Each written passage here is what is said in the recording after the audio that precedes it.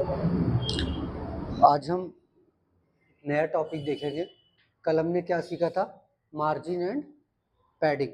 ठीक है, आज हम देखेंगे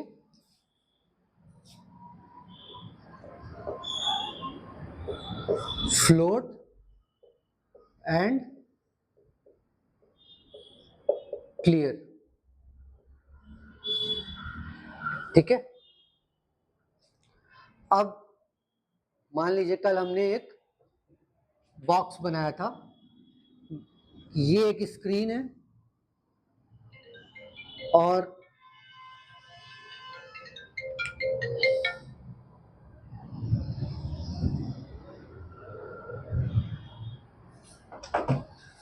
इस स्क्रीन में हमने एक HTML और CSS की हेल्प से एक बॉक्स बनाया था और जिसको हमने मार्जिन और पैडिंग वगैरह देकर इस तरीके से डिजाइन किया था।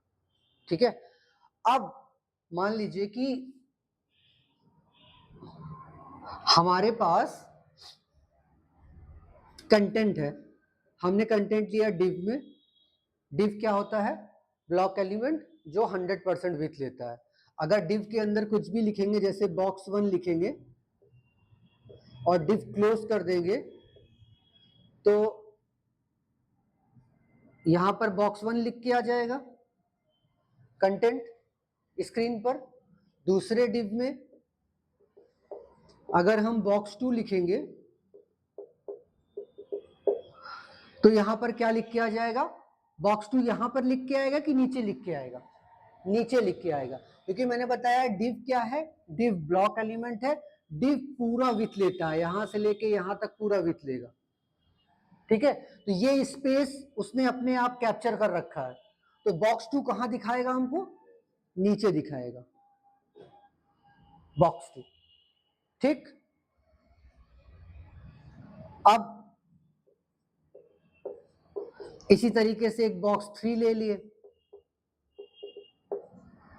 और एक बॉक्स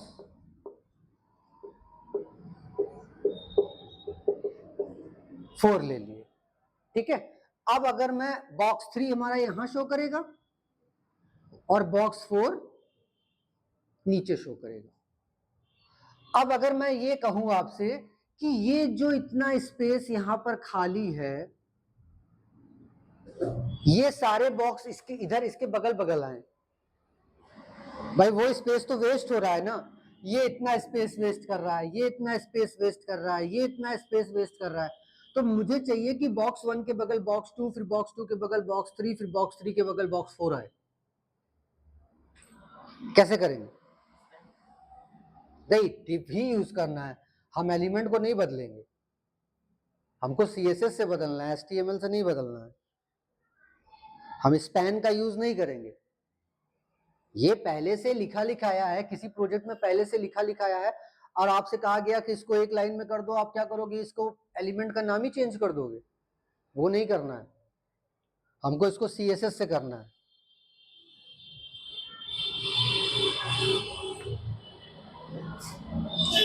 तो इसके लिए एक तो क्या है, एक तरीका क्या है, हम डिव को, जो हमारा डिव है, एक डिव को कोई CSS देंगे तो वो चारों में लग जाएगा, क्योंकि सबका नाम सेम है। ठीक है, तो अगर मैं डिव को क्या लिख दूं, उसका डिस्प्ले क्या कर दूं,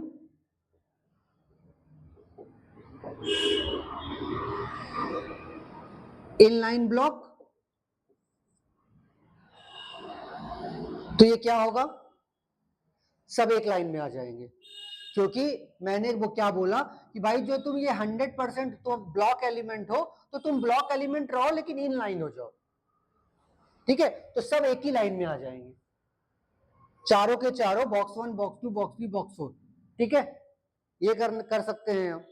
लेकिन सबसे आसान तरीका क्या है, हम यहां पर इसकी डिस्प्ले को ना छेड़े, वो बाय डिफॉल्ट जैसा डिस्प्ले है वैसा रहे। जो हमारी फ्लोट प्रॉपर्टी है ये यहां पे बहुत काम आती है। अब अगर मैं यहां पर लिख दूं फ्लोट लेफ्ट, ये जानती क्या करेगा? ये सारे बॉक्सेस जो 100% विड्थ ले रहे थे उनको खत्म करके क्या कर देगा, जितना टेक्स्ट है उतना ही विड्थ लेगा। एक काम तो उसने ये कर दिया, ठीक। दूसरा काम क्या कर दिया, जैसे ही आप फ्लोट लेफ्ट लगाएंगे सब अपने अपने लेफ्ट साइड में शिफ्ट हो जाएंगे, ठीक। अब ये अपने लेफ्ट में शिफ्ट हो गया है और ये 100% ले रहा था, अब कितना लेगा, सिर्फ इतना। ये यहां पे इतनी जगह खाली हो गई, अब ये यहां खिसक के यहां आ जाएगा, ये वाला खिसक के यहां आ जाएगा और ये वाला खिसक के यहां आ जाएगा। सब हमारे एक लाइन में आ जाएंगे सिर्फ एक फ्लोट देने से, ठीक। ये बहुत यूजफुल है। सबसे ज्यादा यूज कहां होता है, ये गैलरी वगैरह में, जहां पर हम फोटोज वगैरह दिखाते हैं। मान लीजिए कल को आपने एक गैलरी डिजाइन की, एक गैलरी का पेज बनाया वेबसाइट पर, अब आप यहाँ पे इमेजेस दिखाते हो। इमेजेस दिखाते हो कैसे, एक इमेज, दो इमेज, तीन इमेज, चार इमेज, पांच इमेज, 6 इमेज, ऐसे तीन तीन का इमेज दिखाते हो आप, ठीक है।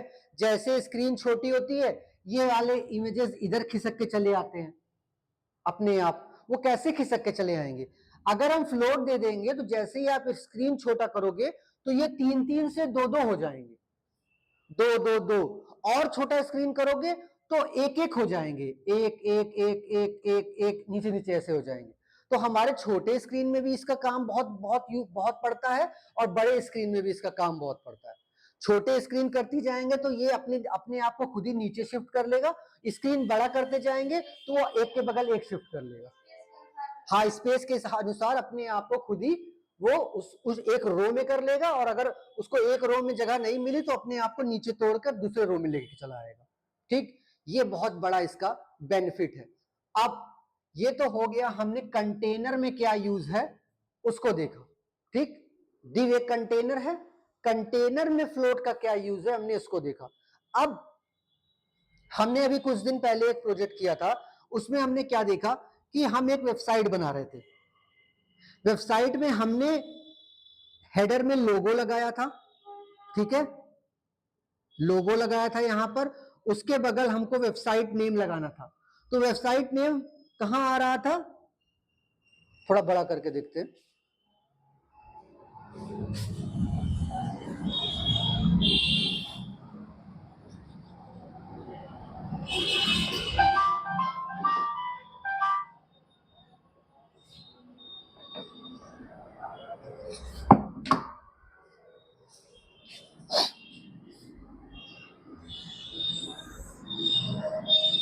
ये हमारी वेबसाइट की स्क्रीन है, एक गूगल की हमारी स्क्रीन है, और हमने क्या किया, यहां पर हमको लोगो लगाना होता है।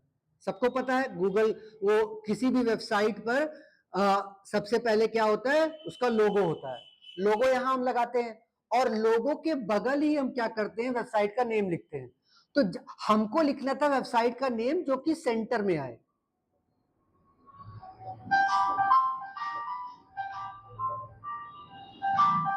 यहां पर आए, ठीक। लेकिन वेबसाइट का नेम सेंटर में ना आकर कहां पे आ रहा था, यहां से आ रहा था,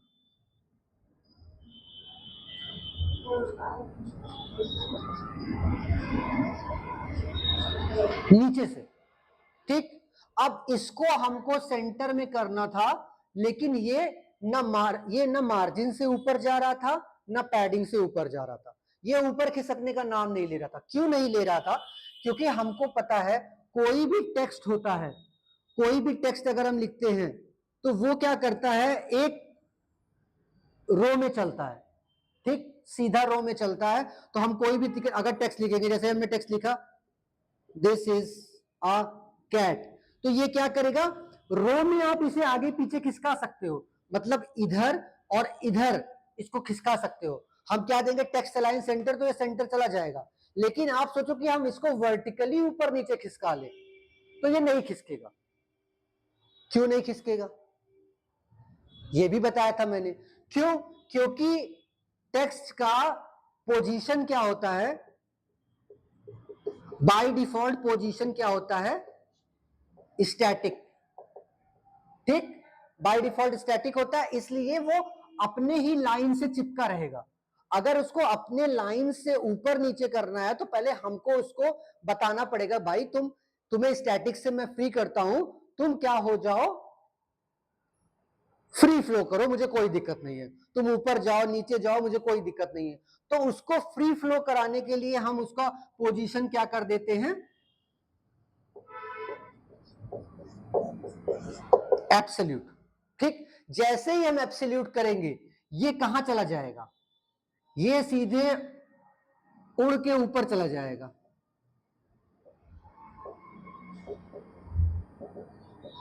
ऊपर चला गया। अब हम इसको ऊपर से नीचे खिसका सकते हैं, कैसे, हम क्या लगाएंगे यहां पे, मार्जिन टॉप, टॉप से इसको मार्जिन दे देंगे, मान लो 10 पिक्सल हमने दे दिया, ये खिसक के कहां चला आएगा, हमारा सेंटर में चला आएगा, सेंटर में चला आया। एक तरीका तो ये है, ठीक।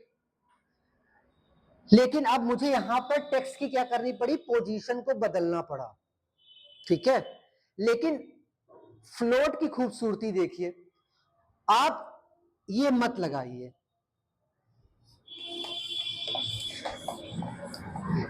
आप जैसे ही फ्लोट लगाएंगे ना इस टेक्स्ट पर, जैसे ही टेक्स्ट पर, वो इमेज पर, सॉरी इमेज पर, आपने इमेज लगाई हुई है, इमेज टैग पर जैसे ही आप फ्लोट दोगे, फ्लोट लेफ्ट, ये जो वेबसाइट नेम है ये पहले यहां था बॉटम में, ये अपने आप कहां चला जाएगा, फिर से टॉप पे।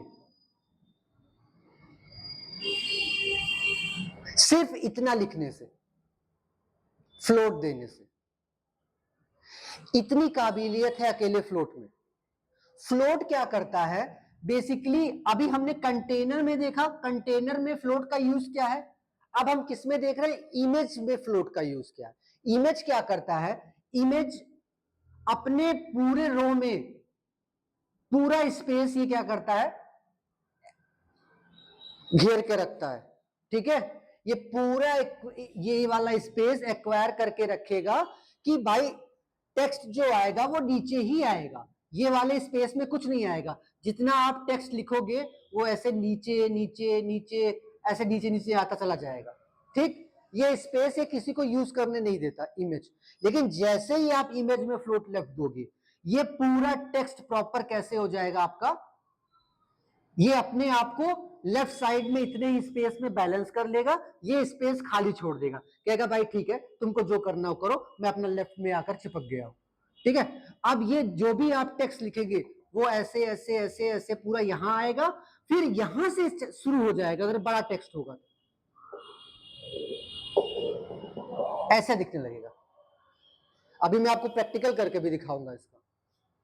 तो इमेज को भी एक जगह पर बैलेंस करने के लिए हम किसका यूज करते हैं, फ्लोट का। बाय द वे ये कहां पर है अभी, लेफ्ट में। अगर यही मैं चाहूं कि इमेज मेरा राइट में रहे और टेक्स्ट मेरा लेफ्ट में रहे, तो हम यहां लेफ्ट से इसको क्या कर दें, फ्लोट राइट कर दें। अब ये इमेज हमारा कहां चला जाएगा,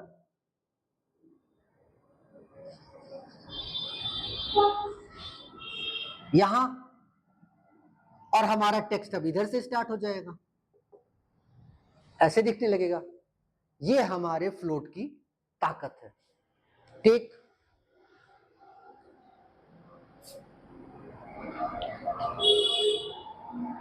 अब एक चीज और है, क्या है, क्लियर। क्लियर का यूज कब करते हैं, देखिए हमने अभी कुछ देर पहले क्या पढ़ा कि हमने 4 डिव बनाए थे, और वो डिव जैसे ही हमने फ्लोट लेफ्ट लगाया था, वो चारों डिव हमारे क्या हो रहे थे, एक के बगल एक शिफ्ट हो गए थे, इनलाइन हो गए थे, ठीक।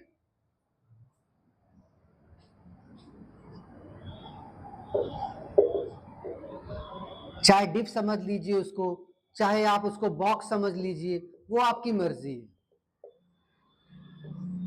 और इमेज भी, डिव के जगह इमेज भी यूज कर सकते हैं, कोई दिक्कत नहीं है उसकी, उस पर भी वो ऐसे ही काम करेगा।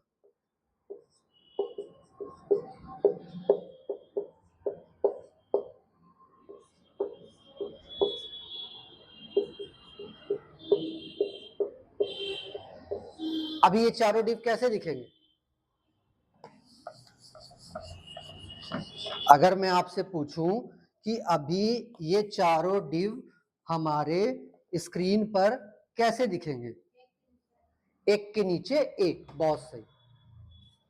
अभी अगर मेरा स्क्रीन ये है तो पहला बॉक्स मुझे यहां दिखेगा, दूसरा यहां, तीसरा यहां, चौथा यहां, ऐसे दिखेगा।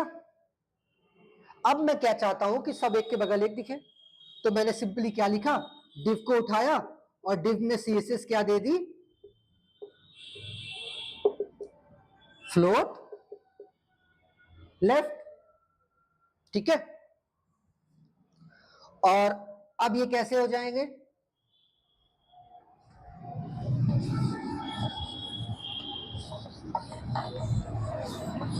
अब अगर हम इसको स्क्रीन पर देखना चाहेंगे तो ये कैसे दिखेगा हमारा?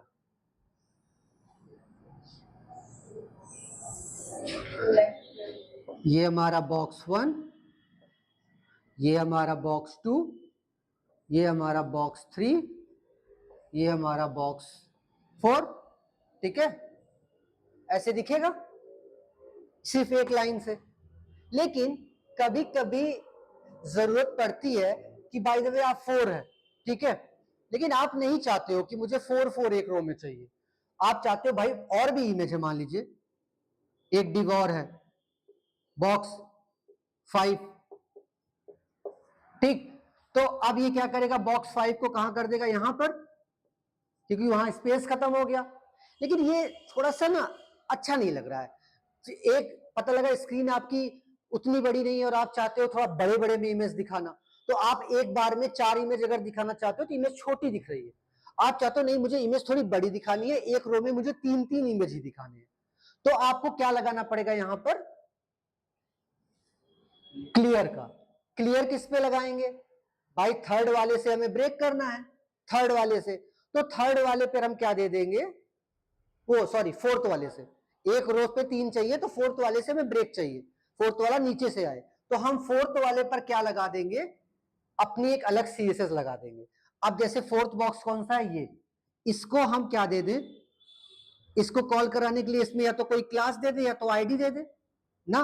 तो मान लो हमने यहां पर आईडी दे दिया, किस नाम से, बॉक्स 4 के नाम से। ठीक है, अब इसको हम बॉक्स 4 को एक सीएसएस देते हैं, आईडी को कैसे कॉल करते हैं, हैश से, तो हैश बॉक्स 4, और हमने इसको क्या कह दिया कि भाई तुम्हारे ऊपर जो फ्लोट लगा हुआ है तुम उसको क्लियर कर लो। ठीक, तो मैं इसमें क्या लिखूंगा, क्लियर।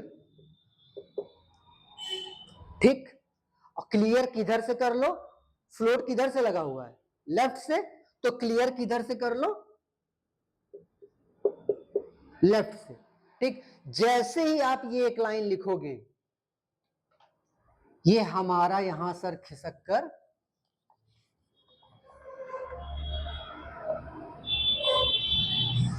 फोर यहां आ जाएगा, 5 यहां आ जाएगा। ठीक है, तो आप किसी भी डिफ पर चाहो, किसी भी कंटेनर पे चाहो, किसी भी इमेज पे चाहो कि उस पर जो सब पर फ्लोट लग गया है, आप चाहते हो कि किसी पर ना लगे, तो वहां पर आपको क्या डिफाइन करना पड़ेगा, क्लियर।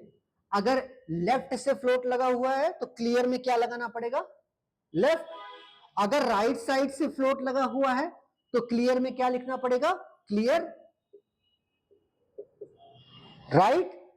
और बाय द वे दोनों साइड से फ्लोट लगा हुआ है, मान लीजिए कि हमारी 2 बॉक्सेस हैं, एक बॉक्स 1 है और एक बॉक्स 2 है।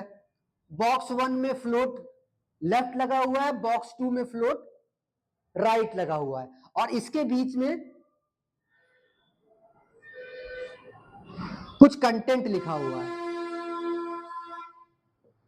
ठीक है, अब आप चाहते हो कि ये यहां चला आए, तो हमें क्या करना पड़ेगा, इस टेक्स्ट को क्या देना पड़ेगा, सीएसएस में क्लियर बोथ। तो ये लेफ्ट साइड से भी अपने फ्लोट को क्लियर कर देगा, राइट साइड से भी अपने फ्लोट को क्लियर कर देगा, और ये पूरा टेक्स्ट कहां आ जाएगा, हमारा नीचे से। ठीक, कोई दिक्कत? अब इसको हम प्रैक्टिकल करके समझते हैं, उसके बाद ये हमें ज्यादा समझ में आएगा। ठीक है।